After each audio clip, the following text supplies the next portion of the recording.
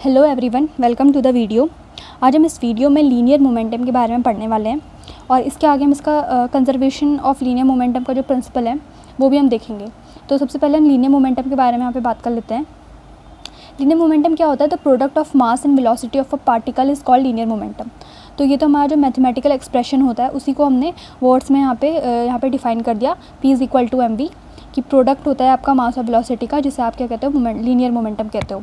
आगे हम देख लेते हैं कि P यहाँ पे मोमेंटम ऑफ पार्टिकल है एंड M यहाँ पे मास ऑफ द पार्टिकल है एंड V जो है वेलोसिटी ऑफ द पार्टिकल है। आगे हम देख लेते हैं जो लीनियर मोमेंटम होता है वो एक वेक्टर क्वांटिटी होती है, ये हमें याद रखना है क्योंकि ऑब्जेक्टिव क्वेश्चन में आ सकता है आपका ये।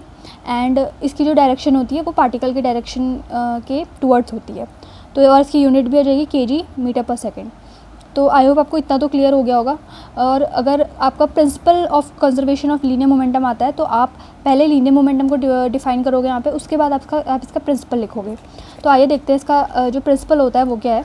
Principal of conservation of linear momentum क्या होता है? According to this principle, in the absence of external force the linear momentum of the system of a body remains constant. तो हमें ये बात याद रखनी है, जब किसी भी आपकी बॉडी या सिस्टम में हम देखते हैं आपका जो F होता है वो ज़ीरो होता है या फिर एब्सेंस होता है कह सकते हैं, तो वहाँ पर क्या होगा कि जो उसका लीनियर मोमेंटम होगा वो कांस्टेंट होगा। तो हमें ये जो स्टेटमेंट है वो याद रखनी है। उसके बाद आगे हम इसका प्रूफ देखते हैं।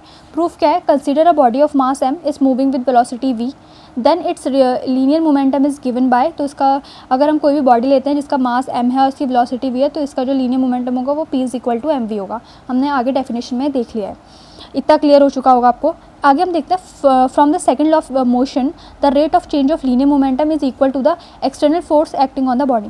तो हमने जो न्यूटन का सेकंड लॉ होता है या motion second law of motion हम जिसे कहते हैं, वहाँ पे हमने देखा होता है कि जो आपका फोर्स होता है वो rate of change of momentum के होता है, या आप कहते हैं लीनियर मोमेंटम। तो वहाँ पे जो आपका p होता है, p को हम mv लिख सकते हैं क्योंकि ये होता है आपका momentum and momentum p is equal to mv होता है। तो d/dt mv आ जाएगा एंड m अगर आप आगे ले लेते हो तो dv/dt यानी rate of change of velocity हो जाएगा।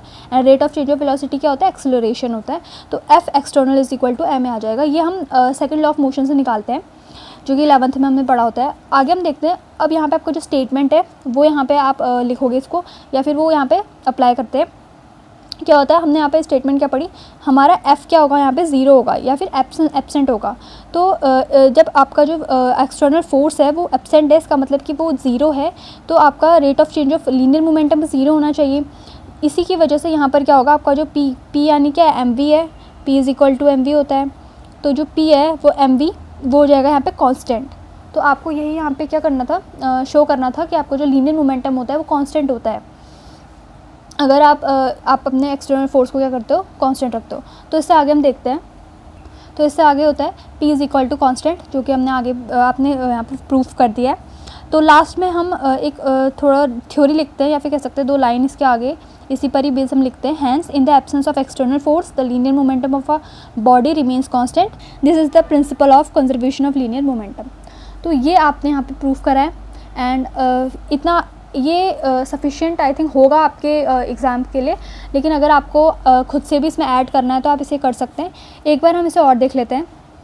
सबसे पहले हमने यहाँ पे लीनियर मोमेंटम के बारे में पढ़ा, इसकी डेफिनेशन, और आप एग्ज़ाम में भी यही स्ट्रक्चर फॉर्म में लिखेंगे इसे क्योंकि एग्जामिनर के सामने आपका जो इम्प्रेशन है वो अच्छा पड़ेगा अगर आप ऐसे स्ट्रक्चर वे में लिखते हैं। तो जैसे आपने पहले इसकी डेफिनेशन लिखी व्हाट इज़ लीनियर मोमेंटम, उसके बाद इसके अच्छे से आपका फार्मूला डिफाइन किया कि P यहाँ पे mv क्या है सब कुछ। उसके बाद आप यहाँ पे ये भी लिख सकते हो कि लीनियर मोमेंटम एक वेक्टर क्वांटिटी होती है, फिर उसकी यूनिट या उसके आप इसके आगे उसकी डायमेंशन भी लिख सकते हैं। तो जितना ज़्यादा आप एलबोरेट करके और एक्सप्लेन करके टॉपिक को लिखेंगे उतना ज़्यादा आपका मार्क्स ज़्यादा आने के चांसेस रहते हैं।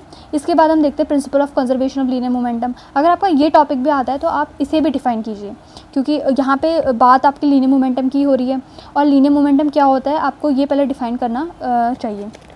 तो इसके बाद हम यहाँ पे आगे देखते हैं।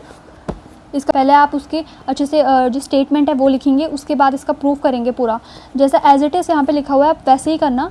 और इसके बाद लास्ट में हम देख लेते हैं, यहाँ पे आपका जो आपने प्रूफ करना होता है वो आपका लास्ट में यहाँ पे आ जाएगा। और उसके बाद ये जो 3-4 लाइनें लिखी हैं वो भी अच्छे से यहाँ पे नोट कर लीजिएगा। और इस तरीके से आपका जो जो टॉपिक है लीनियर मोमेंटम और इसका प्रिंसिपल है लीनियर मोमेंटम का, वो आपका अच्छे से कंप्लीट हो जाए। So that is for today video guys. I hope आपको इस वीडियो से थोड़ी सी हेल्प मिली हो, और अगर आपको इस वीडियो से थोड़ी सी भी हेल्प मिलती है तो प्लीज़ वीडियो को शेयर कीजिए, लाइक कीजिए एंड चैनल को सब्सक्राइब कीजिए। And that is for today video guys. Thank you so much for watching.